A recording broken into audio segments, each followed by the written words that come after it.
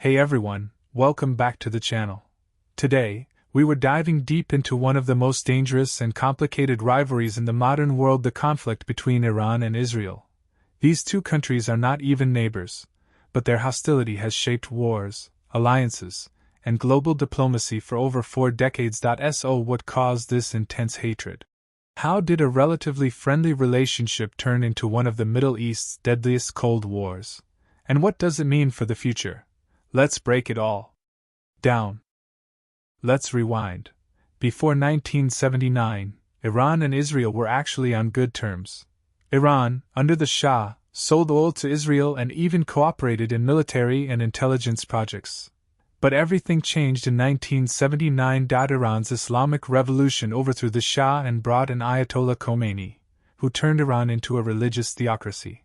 The new regime labeled Israel the Little Satan, cut off all ties, and pledged support for the Palestinian cause. From that moment on, Iran and Israel became bitter enemies. At the heart of the conflict is ideology. Iran does not recognize Israel as a state, period. Its leaders call for the liberation of Palestine and often talk about the destruction of the Israeli regime. On the flip side, Israel sees Iran as its biggest threat, not just because of words, but because of Iran's actions in the region and its pursuit of nuclear power. Now, Iran does not attack Israel directly. Instead, it funds and arms groups like Hezbollah in Lebanon and Hamas in Gaza, two groups that have launched rockets and fought wars with Israel.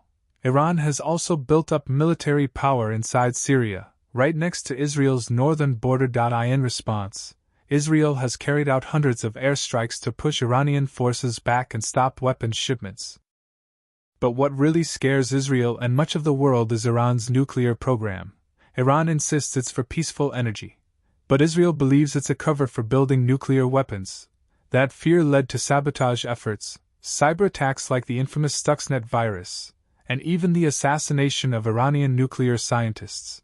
The tension hit a boiling point in 2020 when Mohsen Fakhrizadeh, a top Iranian nuclear scientist, was killed, likely by Israeli operatives. This isn't a conventional war, it's a shadow war. Behind the scenes, cyber warfare, drone attacks, espionage, and propaganda are in full swing. The two sides are constantly watching, striking, and preparing without officially going to war. We cannot ignore the US. America is Israel's closest ally, giving it billions in aid and military tech. Iran sees the US as part of the enemy, especially after Trump pulled out of the 2015 Iran nuclear deal and ordered the killing of General Qasem Soleimani. That assassination shook the entire region and made an already fragile situation worse.